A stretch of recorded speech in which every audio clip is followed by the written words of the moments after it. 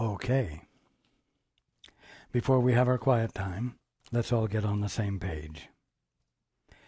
If you are reading from the Sparkly book, it is page 447, a new section entitled The Passing of the Dream. If you're reading from the second edition, it's page 396, paragraph 11. In the first edition, it's page 369, the second full paragraph. If you're reading from the JCIM, it's page 187, the new section, The Passing of the Dream. And if you're reading from the CIMS edition, it's page 377, The Passing of the Dream.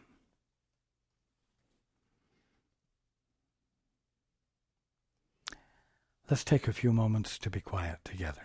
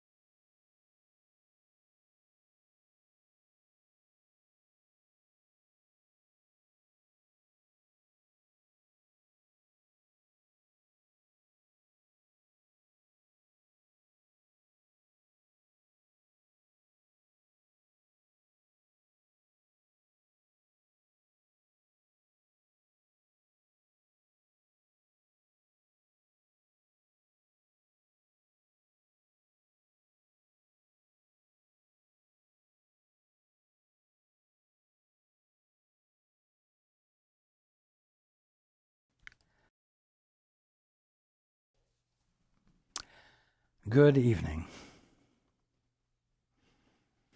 and welcome to everyone who's joining us on the internet. Well, we're coming to the end of a chapter which is entitled The Dream and the Reality. And I encourage everyone who has been participating in these study groups to take some time this coming week to go back and review what has been discussed. You will find that this chapter is like it describes the anatomy of the holy instant. It describes the function of the holy instant and the purpose of the holy instant. And if you remember last time, we discussed the fact that as you come near the boundary that divides you from who you divinely are, the boundary that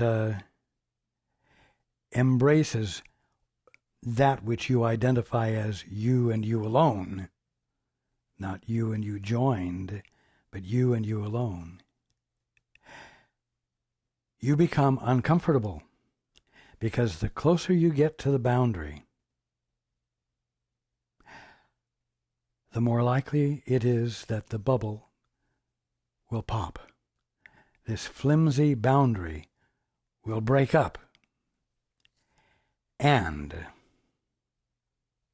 you will lose all of the authority and all of that which has made you valuable.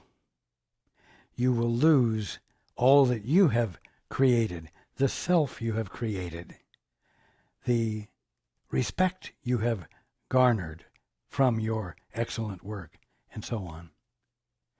But more than anything, it will uncover the guilt that's ever present as long as you're trying to maintain the bubble.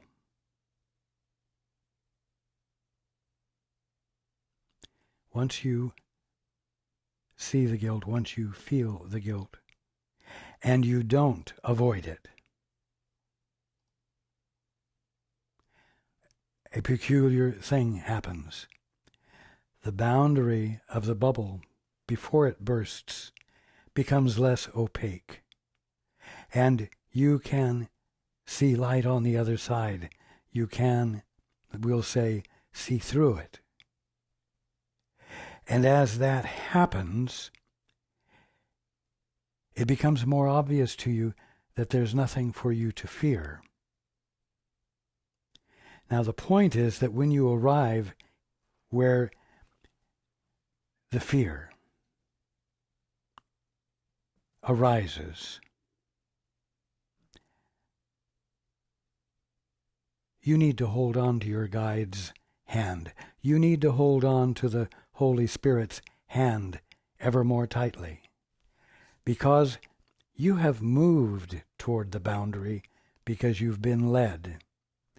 That which is nothing more than your right mind, which occupies all of infinity on the outside of the bubble, is intent upon bringing the tiny part of you that you value so highly, that is enclosed within the bubble, outside the bubble, so that that flimsy boundary separating you from the wholeness of you is no longer causing this aberration of perception called separation, and you experience the wholeness of you with nothing any longer seeming to separate you into two.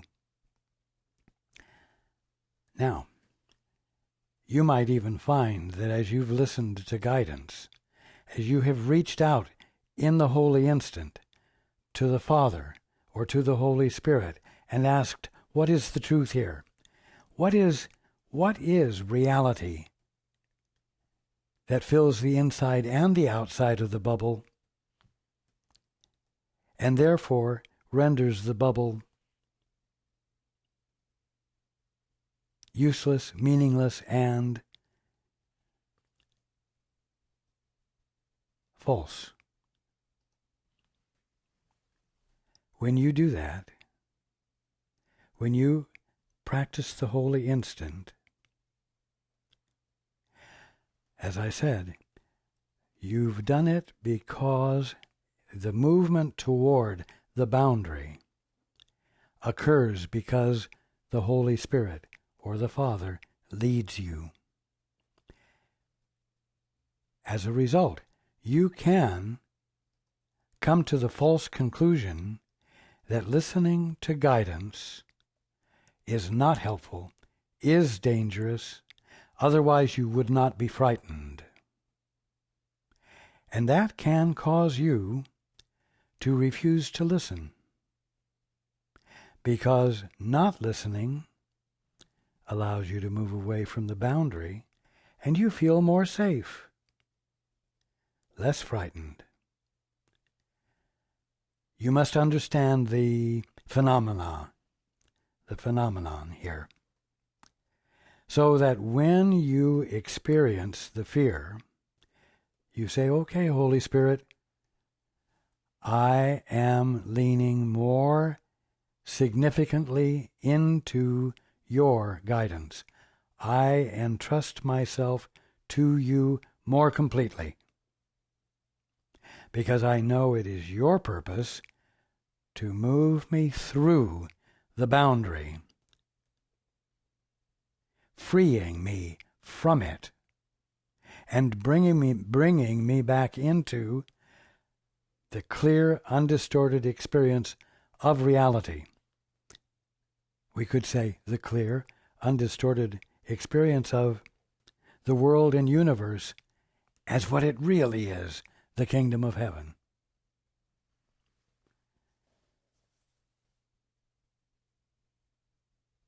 This chapter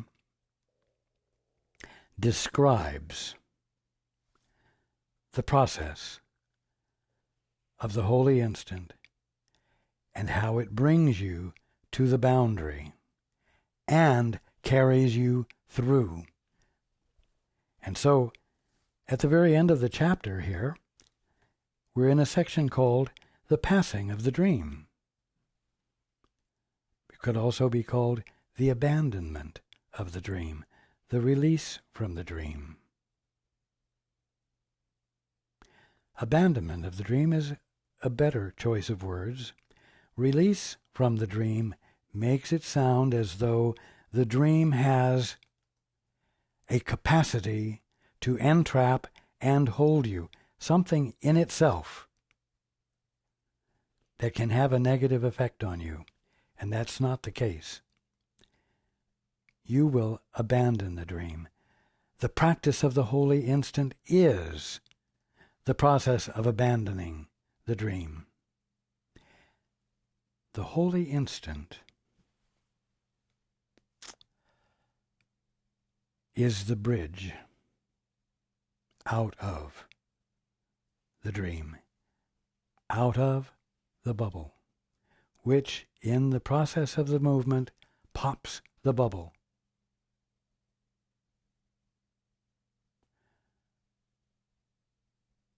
Restoring you to your wholeness, restoring you to your holiness, restoring the one you have joined with in a holy relationship for the purpose of awakening. Now, going into the book, The Passing of the Dream. This course will lead to knowledge, but knowledge itself is still beyond the scope of our curriculum. Nor is there any need for us to try to speak of what must forever lie beyond words. Now, I have used the word knowing, which I capitalize so that it means something different from a puny little mind thinking it knows something. I have used the word knowing in preference to the word knowledge as it has been used in the course. So, this course will lead to knowing. But knowing itself is still beyond the scope of our curriculum. And what that means is that knowing is still beyond the scope of the bubble. And the curriculum, the whole purpose of the curriculum, is to bring you to the place where the bubble is burst. Your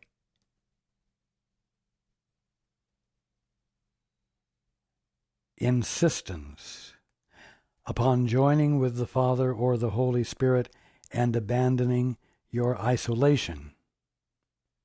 That is what the course is about, and that is what its study should be leading you to, an act, not accumulated knowledge. So, again, the Course will lead to knowledge, will lead to knowing, but knowing itself is still beyond the scope of our curriculum.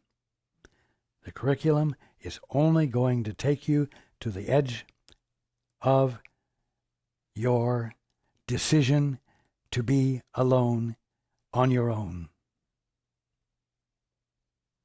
There's something that's going to carry you beyond that. But that's all the Course can do. And so in the process of movement, in the process of the benefit of practicing the holy instant, you will seem to be learning, and you will seem to be acquiring knowledge. But it is all for the purpose of leading you to the point where you will go beyond it. So, knowing itself, knowledge itself, is still beyond the scope of our curriculum. Nor is there any need for us to try to speak of what must forever lie beyond words. We need remember only that whoever attains the real world, beyond which learning cannot go, will go beyond it, but in a different way. Learning, being willing to learn, will take you to the threshold, to the boundary of the bubble, the boundary of the definitions which you have made up and firmly identified yourself as. It will take you there, and then no more learning will occur. No more learning can take you beyond the boundary. So learning will not continue when you go beyond the boundary. But you will go beyond it. You will go beyond learning, but in a different way.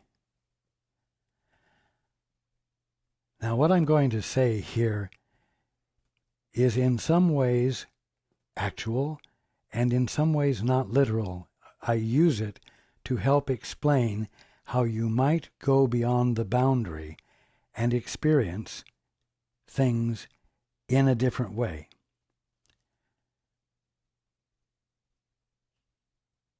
Through education, someone can describe to you what sandpaper is. And you might be able to visualize that there is paper with grit that has been applied to it, that is rough, that is actually rough enough to wear down substances if you rub it against substances. And so you will have an intellectual understanding. You will have knowledge about it. But when someone actually hands you a piece of sandpaper and you feel it and you have the experience of what the description meant, that is entirely different. You see? So,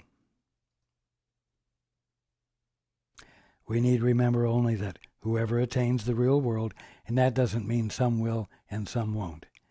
We need remember only that when you attain the real world, beyond which learning cannot go,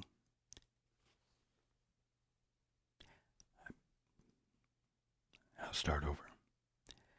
We need remember only that whoever attains the real world, beyond which learning cannot go, will go beyond it, but in a different way.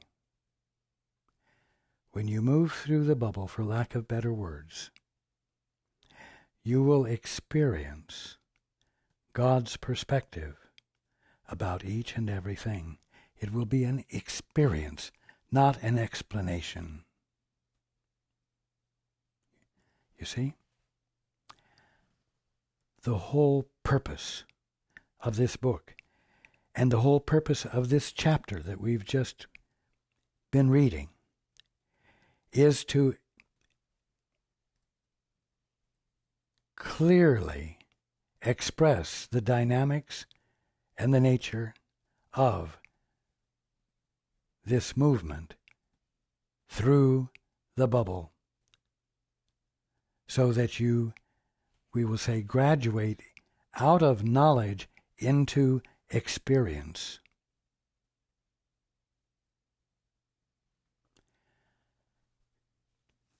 You should not be studying this book for the purpose of acquiring knowledge about what, quote, A Course in Miracles, unquote, is about. You need to be reading it as though it is talking about you and helping move you into an experience of reality rather than knowledge.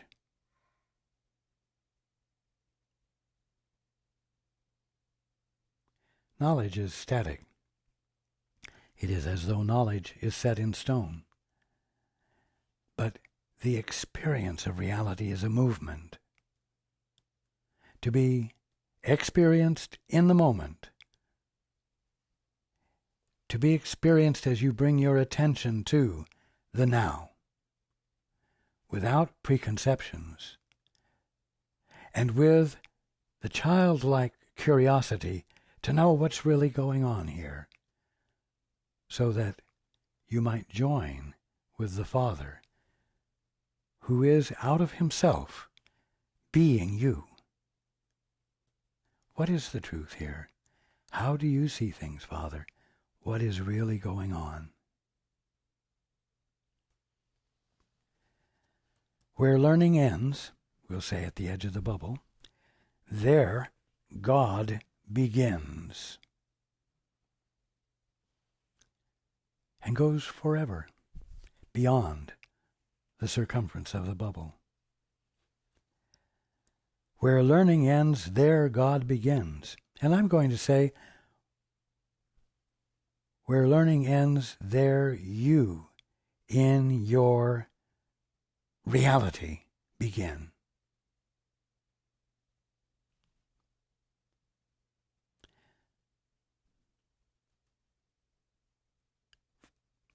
Where learning ends, there God begins.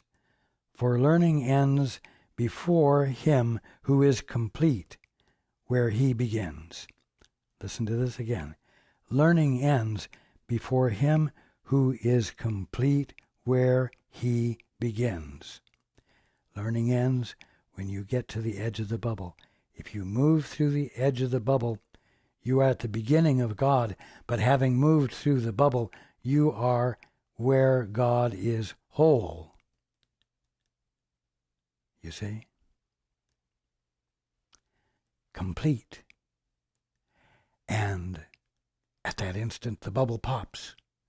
And there's no behind that's called the inside of the bubble. The behind is the rest of the infinity of God and the rest of the infinity of you. So, where learning ends, there God begins. For learning ends before him who is complete, where he begins, and where there is no end. You see? The minute you move through the bubble, you're where God seems to begin, because it's on the other side of the boundary of self that you have artificially created. And when you move through it,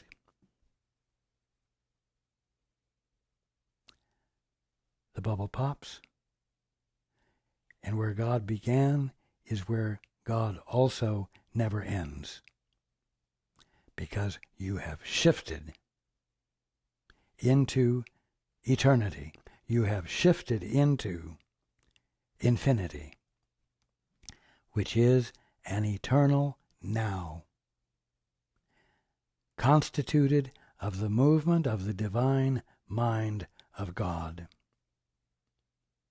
the movement of which is experienced as creation, and which you experience as creation, no longer as a material world and universe. And you join with the Father in acknowledging what it is truly. And that's called co-creation.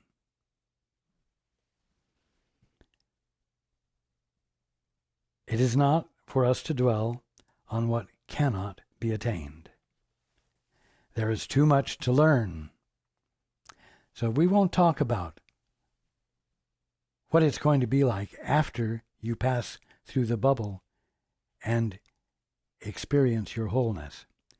Because at the moment, there is still learning to be engaged in. What learning? Well, the learning that will happen whenever you decide to practice the holy instant. Because until you are awake, the holy instant stands as the bridge that brings you closer and closer to the edge of the bubble, and in the process reveals, by means of your guide's guidance, the truth about you, the truth about your brother, the truth about the world and universe. And by virtue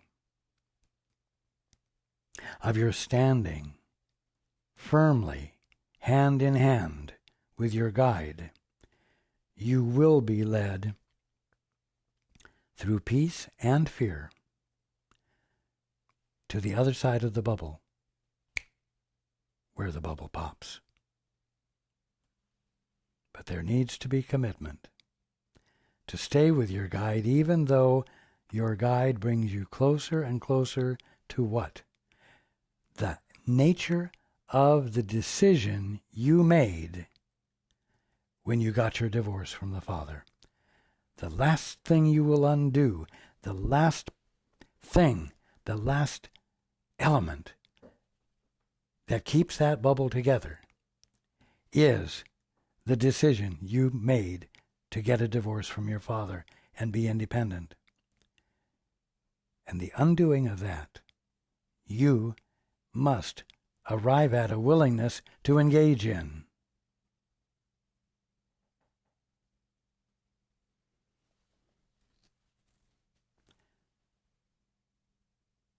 You will only be able to do that through the love of the Holy Spirit and the love of the Father, which has set into place the means for coming back into your right mind. And so you're at a place where you must, for lack of better words, significantly hang on to your sanity, with a capital S, your holiness. The Holy Spirit, which is nothing more than your right mind, is your sanity. And your sanity will safely carry you over the threshold of the boundary you created. It will safely carry you across, and in the crossing, undo, burst the bubble.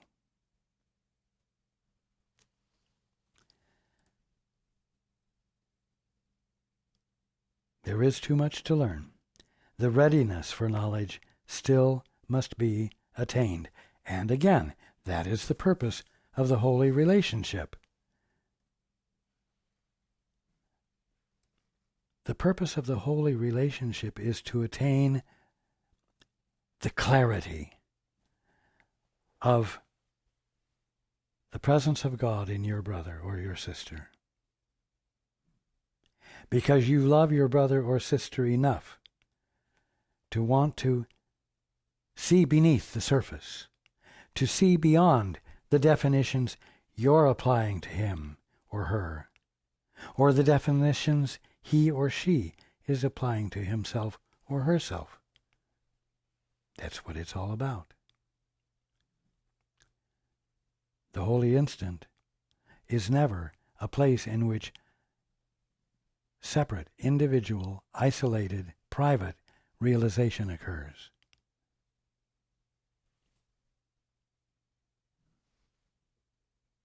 Your relationship, love is not learned. Its meaning lies in itself. It's an experience. Love is an experience. Actually, whether you're awake or asleep, whether you're thinking you're separate and alone or not, love is an experience. And you have the experience. The problem is that you embrace it in your very highly stylized perceptions that arise out of fear and guilt because you chose an independent stance. Nevertheless, it's an experience that you have, whether you're inside or outside the bubble. Love is not learned. Its meaning lies in itself. And learning ends when you have recognized all it is not. Listen to that again. Learning ends when you have recognized all it is not. Whew. Now that could sound like it would take eternity for you to ferret out all that love is not. I mean, you know there's a lot of stuff going on. You know there's a lot of stuff that has occurred in your own minds that is not love. You mean you've got to ferret out every last bit before you can wake up? No. Listen to this. Learning ends when you have recognized all it is not. And here is the all that it is not. Thinking. Thinking is all that love is not. It doesn't matter how many thousands of thoughts you might have. Once you realize that thinking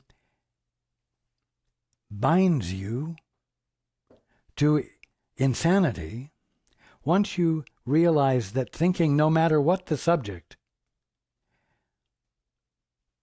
is useless, once you realize that it blocks you from your good, you can stop doing all that love is not by silencing yourself. You see how simple, how uncomplicated? Love is not learned. Its meaning lies in itself, the experience it is, and learning ends when you have recognized all it is not.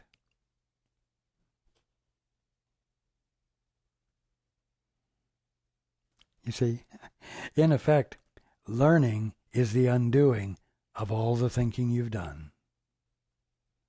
But the ultimate learning in it is to arrive at a point where you realize that thinking itself and not what you have been thinking about is what needs to be abandoned.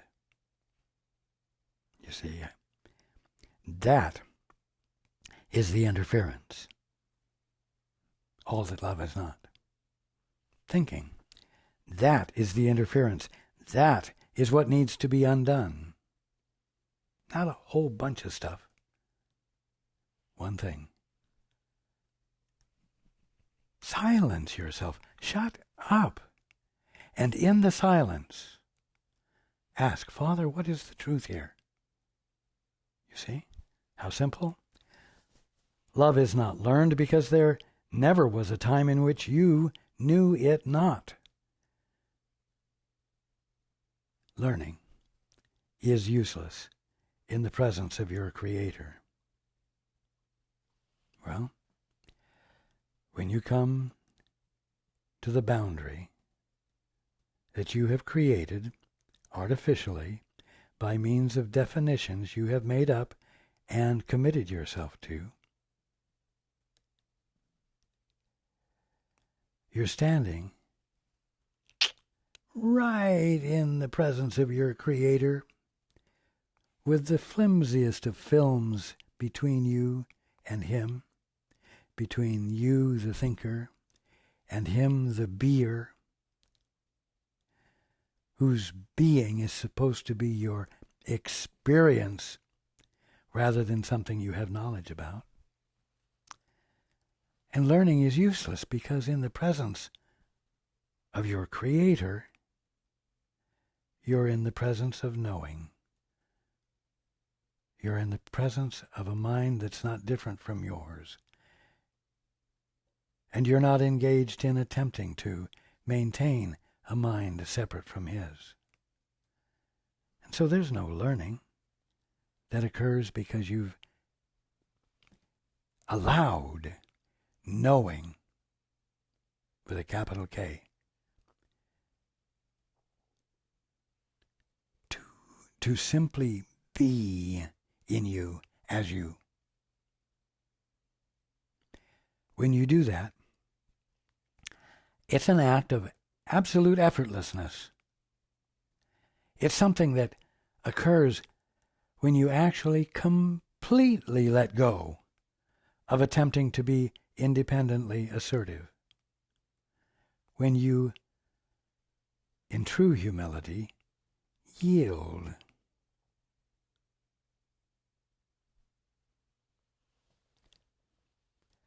Learning is useless in the presence of your Creator, whose acknowledgement of you and yours of Him so far transcend all learning that everything you learned is meaningless, replaced forever by the knowledge of love and its one meaning.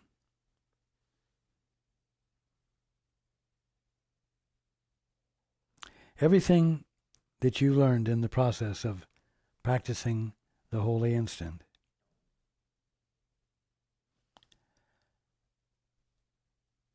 moves you into a perspective where everything you've learned becomes meaningless. All the things you taught yourself become meaningless. All the things that your educators have taught you become meaningless.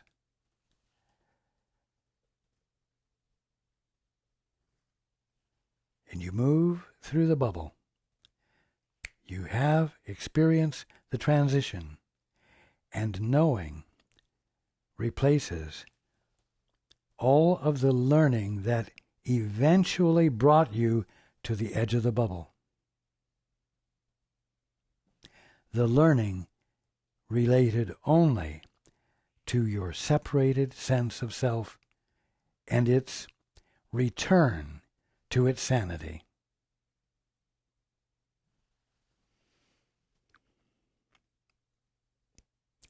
Your relationship, the holy relationship you engaged in, as the reason for your practicing the holy instant, has been uprooted. We'll say at this point, has been uprooted from the world of shadows, and its unholy purpose has been safely brought through the barriers of guilt. And I'm going to add of fear. Washed with forgiveness and set, shining and firmly rooted in the world of light. Because remember, when you go through that bubble, you will not go through alone. You and your brother will go through.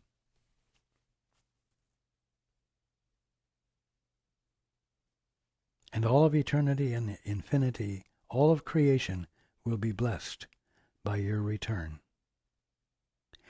And its blessing will fall upon you both as well.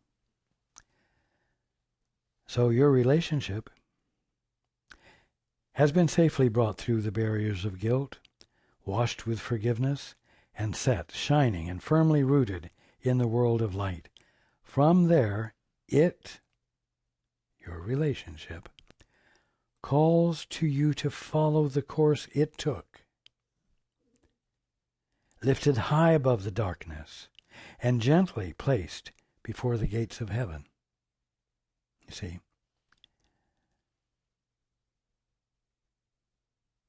it's important to know that this is about you returning to your right mind, you regaining your sanity. It's equally essential for you to understand that you will not do that alone. You will do it in tandem with someone else. And it's in that joining that the one unified meaning of love will become your experience and the other in your relationship, his or her experience. This will keep you grounded in the process, because you cannot, on your own, ram your way through your boundary that you have dedicated yourself to create and maintain. It's the result of having become independent, not only from God, but from your brothers and sisters. So, understand how it works. The holy instant in which you were united, you and your partner in the holy relationship, the holy instant in which you were united is but the messenger of love, sent from beyond forgiveness to remind you of all that lies beyond it. That's why when you shut up and say, what is the truth here? You get an answer. Sent from beyond forgiveness to remind you of all that lies beyond it. Yet it is through forgiveness that it will be remembered, you see.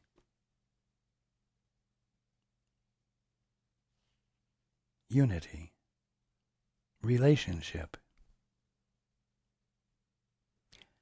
And when the memory of God has come to you, in the holy place of forgiveness, you will remember nothing else. And memory will be as useless as learning. You see, when you have that breakthrough, when the bubble pops, you won't even remember learning.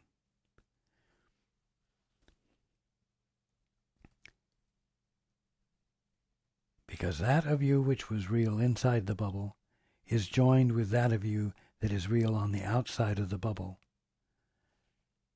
and that which never actually happened is not available to remember. Again, and when the memory of God has come to you in the holy place of forgiveness, you will remember nothing else, and memory will be as useless as learning, for your only purpose will be creating. Joined with the Father, in which the love that the Father is, in which the infinite mind that the Father is what constitutes your being. You will engage in and be involved in the movement of the Father that's inseparable from you, and you will participate in and stand in awe of creation, which can be fully appreciated and embraced, because there's no little you feeling vulnerable, and therefore needing to protect itself by creating this boundary that protects it from the rest of creation. You see? Yet, This you cannot know until every perception has been cleansed and purified. How is every perception cleansed and purified? By abandoning thinking, which is where perceptions originate, arise from, and are maintained. This you cannot know until every perception has been cleansed and purified, but not something you have to ferret out.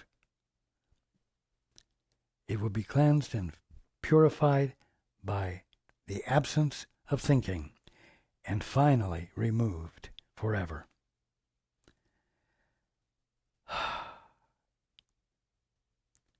Peace. Peace is the underlying and overriding experience when the divorce is annulled, when your independence is a non-existent thing of the past that no longer exists, you see.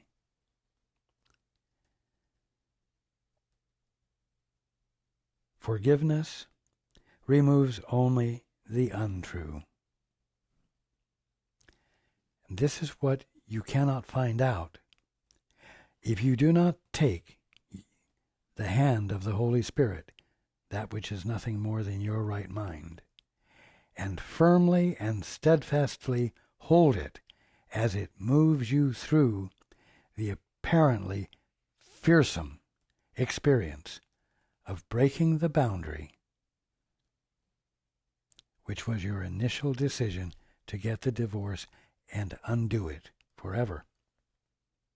Forgiveness removes only the untrue, lifting the shadows from the world of your imagination and carrying it safe and sure within its gentleness to the bright world of new and clean perception. Sounds almost like sanitary, but it's clean, clear perception because it's your experience of the Father's meaning that He is embodying in all of creation, which it is now your joyous activity to participate in by giving your attention to. Beautiful. There is your purpose now, and it is there that peace awaits you. Where? On the other side of the holy instant. Where? On the other side of the flimsy boundary, the bubble, that seems to imply that you are what is inside and you are not what is outside.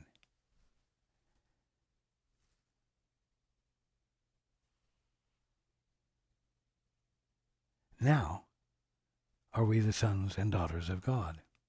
Now.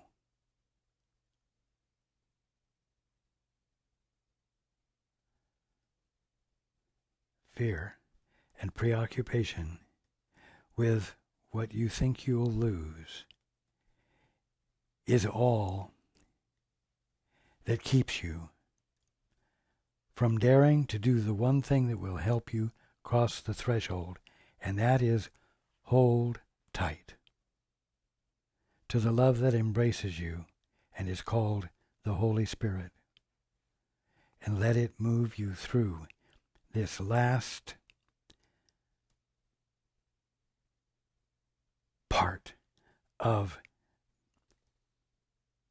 the foundation of your delusion and your false interpretation of the kingdom of heaven and all that accompanies it. Sin, sickness, death, on and on and on.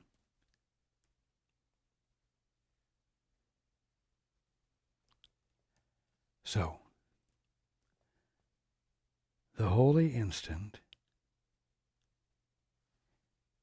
is the means of the miracle.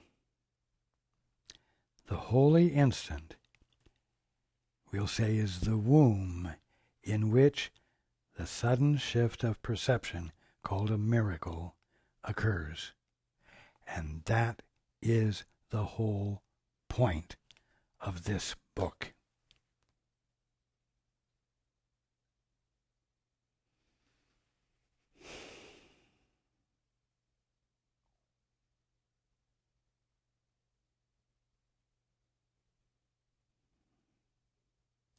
When I say I love you all,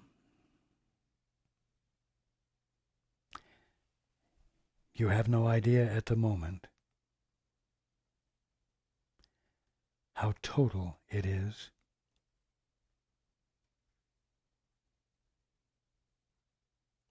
How full it is.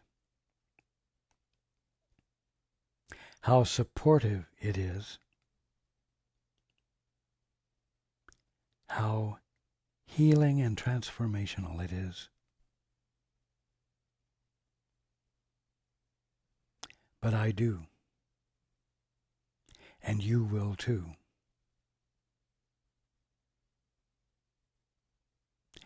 And that is what I am helping move you toward. Again, I must remind you, do not imagine that this will be a long process that will occur in the distant future. Now, are you still the Holy Son of God? You're neither behind the point of perfection nor advancing toward it. You're at that point and must understand yourself therefrom. And you will, when you practice the holy instant and ask the Father or the Holy Spirit, what is the truth here? What is the perfection that I'm neither behind or advancing toward? And demand an answer. And you know what that means? It doesn't mean be arrogant. It simply means neglect to argue against the answer. Neglect to think that you know better than to expect to have that kind of a divine and holy experience. You see? I love you. And I look forward to being with you next week.